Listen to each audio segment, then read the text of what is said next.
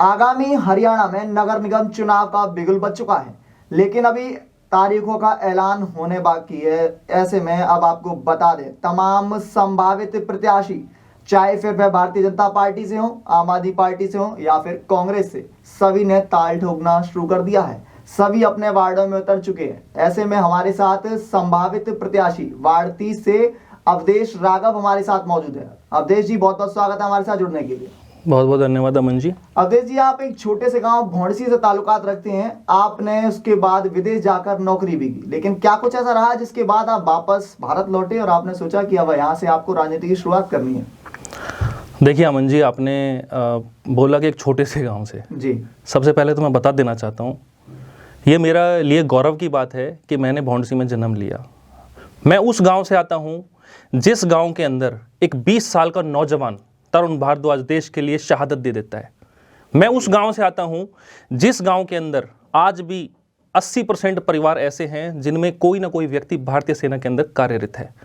मैं उस गांव से आता हूं जिस गांव में 1960 में जब ओलंपिक हुआ था, तो जिस गांव से हमारे जो कैप्टन जगमाल सिंह जी 1960 में भारत के लिए वहां पे दौड़ लगाई और हमारे देश का नाम रोशन किया।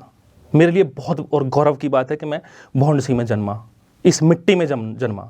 अब मैं आपको दूसरे प्रश्न पे आता हूँ कि आपने विदेश में जॉब करी। बिल्कुल, मैंने विदेश में काम किया। मैं जर्मनी में था और जर्मनी में काम करते हुए मुझे ये हमेशा लगता था कि भाई मैं जर्मनी में काम कर रहा हूँ तो जो मेरी एक्टिविटीज़, मेरे कार्य है, उस देश की प्रगति और उन्नति के लिए कार्यरत थे, मगर मैं अपने देश के लिए क्या कर रहा हूँ, ये प्रश्न हमेशा मेरे दिमाग में दौड़ता था। मैंने पढ़ाई यहाँ करी, पढ़ाई लिखाई करने के बाद, शिक्षा ग्रहण करने के बाद मैं काम विदेश में जाके करने लगा। जब भी मैंने मोदी जी को देखा तो एक प्रेरणा स्रोत के रूप में देखा। मैंने देखा कि मोदी जी ने कितना संघर्ष किया, कहाँ से वो उठे, कहाँ से उठने के बाद आज वो देश के प्रधान सेवक बने, ये देश को कहाँ से कहाँ लेके खड़ा कर दिया उन्होंने। हमेशा से मेरे प्रेरणा स्रोत रहे हैं। तो मेरे अंदर भी ये कसक कहीं ना कहीं मेरे दिल में रहती थी कि मुझे भी अपने देश के लिए कुछ करना चाहिए। तभी मैंने डिसाइड किया कि मैं यहाँ से जॉब छोड़ करके और अपने देश में ही कोई व्यवसाय करूँगा। और 2015 में मैंने जर्मनी से लौटकर इंडिया में अपना कारोबार स्टार्ट किया। मेरा टाइल्स का एक व्यापार है और मुझे बहुत खुशी मिलती है कि हर महीने जब मेरा जीएसटी जाता है ना, सो जो मेरा पैसा है जीएसटी का, जो मेरा टैक्स के रूप में मैं सरकार को देता हूँ, मेरे देश की प्रगति और उन्नति की तरफ लगता है। तो मुझे दिल के अंदर संतुष्टि, और संतुष्टि बड़ी चीज़ होती है। अवधेश जी, इससे जुड़ा हुआ एक सवाल पूछूंगा कि नगर निगम चुनाव नजदीक है, आपका क्षेत्र अब नगर निगम में आने लगा है, लेकिन लगातार बात करें तो क्षेत्र में चुनाव लगातार होते रहते हैं। निगम के चुनाव की बात करें, बावजूद ऐसा क्या कुछ प्रत्याशियों से छूट जाता है जो जीतने के बाद खुद को वीआईपी कल्चर में स्थापित कर लेते हैं? उससे जुड़ा हुआ विशेष मुद्दा जिस पर आप काम करेंगे। देखिए अमन जी, बिल्कुल सही कहा। जब हम गलत प्रत्याशी को चुन देते हैं तो वो धरातल पे कभी नहीं काम कर पाता। ये अक्सर होता है, ये देखा गया है। मेरे गांव के अंदर अगर मैं जाता हूं तो मैं खुद जाके, मैंने और मेरी टीम ने ऑब्जर्व किया है, हमारे गांव का करीब करीब, जब हमारा गांव पंचायत के अंदर में था, 100 करोड़ रुपए हमारी पंचायत के पास था। और पूरे प्रदेश के अंदर सबसे अमीर पंचायतों में हमारे भौंडसी गांव का जिक्र था। करीब 100 करोड़ रुपया हमारी पंचायत का निगम में चला गया जब से निगम हमें भौंडसी गांव को इस दायरे में लिया।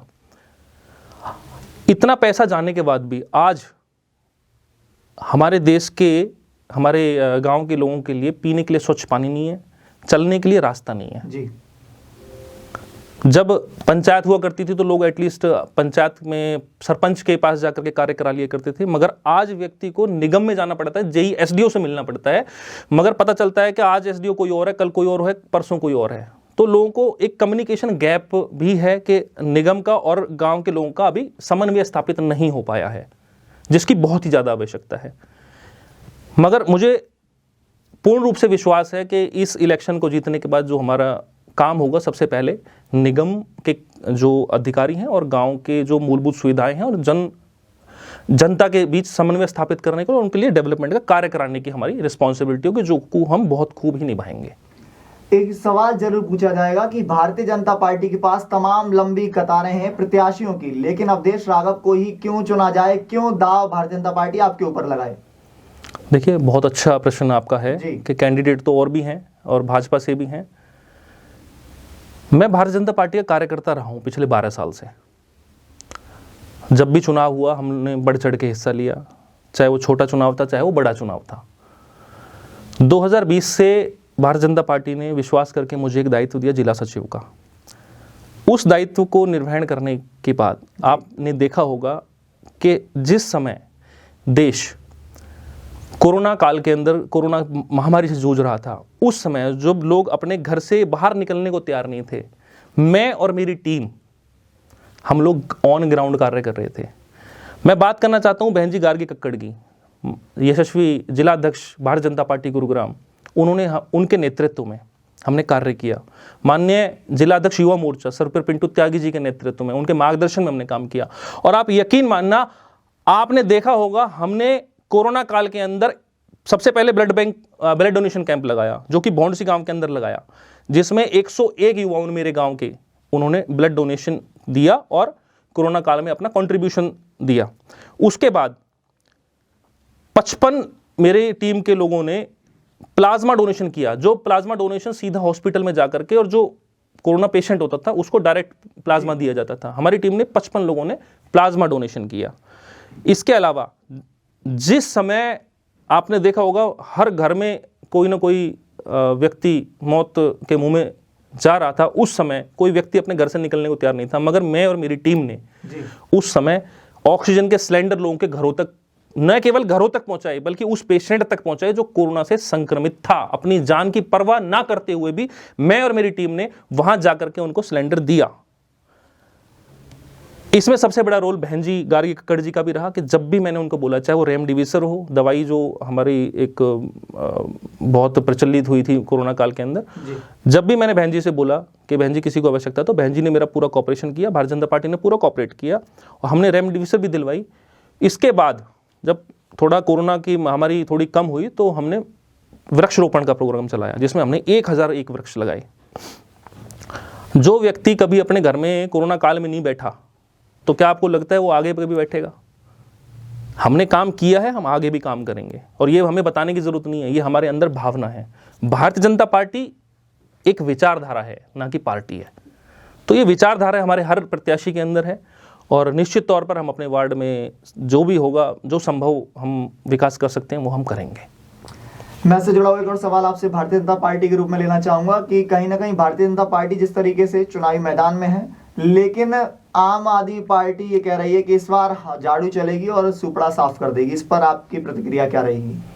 देखिए, आम आदमी पार्टी कुछ भी कर सकती है, वो कुछ भी कह सकते हैं, क्योंकि उनका यथास्थिति और धरातल से कोई लेना देना नहीं होता। आज आप देखेंगे तो उनके सिर्फ प्रत्याशियों का एक आध पोस्टर ही कहीं भले मिल जाएगा, ना कोई प्रत्याशी मिलेगा, ना कोई उनका सपोर्टर मिलेगा आपको।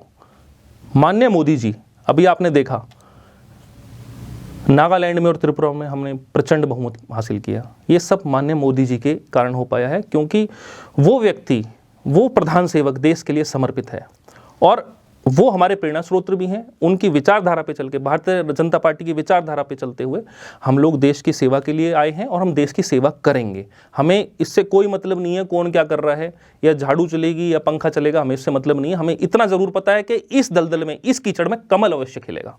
चलिए, बहुत बहुत धन्यवाद अवधेश राघव जी हमसे बात करने के लिए। आपको बता दें हमारे साथ भारतीय जनता पार्टी के संभावित प्रत्याशी अवधेश राघव से, जिनसे हमने बातचीत करी और तमाम वो सवाल किए जो आपके हिस्से के थे, वो जनता के हिस्से के थे। तब तक के लिए आप देखते रहिए मेरे साथ द हिंद वॉरियर न्यूज़। धन्यवाद। धन्यवाद अमन जी।